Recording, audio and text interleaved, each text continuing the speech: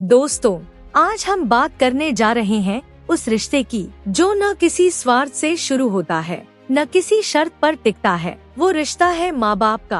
कहते हैं न, अगर दुनिया में किसी का प्यार बेशर्त होता है तो वो सिर्फ माँ बाप का प्यार होता है। इस्लाम में माँ बाप की इज्जत को सिर्फ फर्ज नहीं कहा गया बल्कि इबादत कहा गया है, और जिसने अपने माँ बाप की इज्जत की, अल्लाह ने उसकी दुआ को कभी खाली नहीं लौटाया। तो आइए आज समझते हैं क्यों इस्लाम में माँ बाप की इज्जत इतनी अहम है और उनकी खिदमत में कैसी रहमत छुपी है। कुरान का हुक्म, अल्लाह का सीधा आदेश। कुरान में अल्लाह ताला फरमाते हैं, वक्ज़ा रब्बुका अल्लाह ताबुदु इल्ला इय्याहु व बिलवालिदैनी एहसाना। और तुम्हारे रब ने हुक्म दिया है कि उसके सिवा किसी की इबादत न करो और माँ बाप के साथ अच्छा व्यवहार करो। सूरह अल-इसरा आयत 23। ध्यान दीजिए, अल्लाह ने अपनी इबादत के साथ ही वालिदैन के हक को जोड़ा है, यानी जिसने अल्लाह को माना उसे अपने माँ बाप की इज्जत करनी ही होगी। ये दोनों साथ चलते हैं। माँ की ममता, जन्नत तक जाने का रास्ता। नबी हजरत मोहम्मद सल्लल्लाहु अलैहि वसल्लम ने फरमाया, जन्नत तुम्हारी माँ के कदमों तले है। सुनन नसाई। सोचिए, एक माँ जो तुम्हें 9 महीने पेट में रखती है, दर्द झेलकर जन्म देती है, रातों की नींद त्याग कर तुम्हारी हिफाजत करती है, क्या उसकी खिदमत कोई एहसान नहीं बल्कि एक कर्ज नहीं है? इस्लाम ने माँ के कदमों तले जन्नत रखी है, यानी जो माँ की इज्जत करेगा उसकी जिंदगी में रहमत, बरकत और कामयाबी खुद चलकर आती है।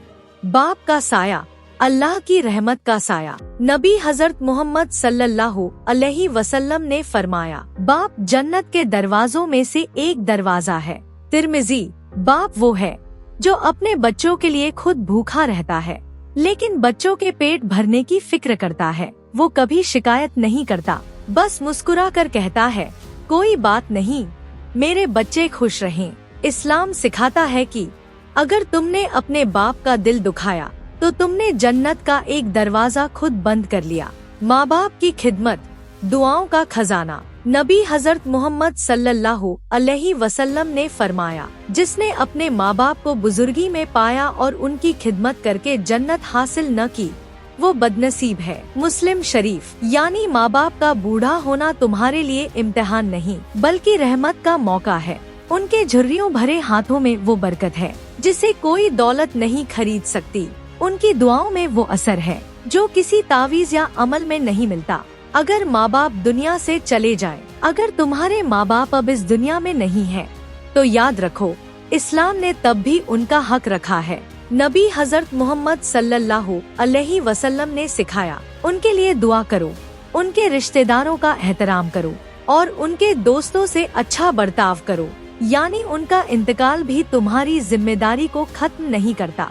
उनके नाम से सदका देना, उनके लिए इसाले स्वाब करना, यही असली मोहब्बत है। माँ बाप की नाफरमानी, अल्लाह की नाफरमानी।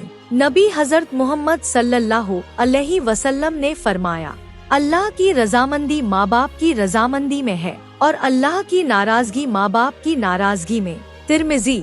यानी अगर तुम अपने माँ बाप को रुलाते हो तो समझ लो तुम अल्लाह को नाराज कर रहे हो, और जो अल्लाह को नाराज करे उसे दुनिया की कोई ताकत खुशहाल नहीं बना सकती। दोस्तों, आज जब दुनिया में लोग शोहरत, पैसा और पहचान के पीछे भाग रहे हैं, तो याद रखो, जिन्होंने तुम्हें बिना किसी लालच के पाल पोस कर बड़ा किया, उनका शुक्र अदा करना तुम्हारी असली पहचान है।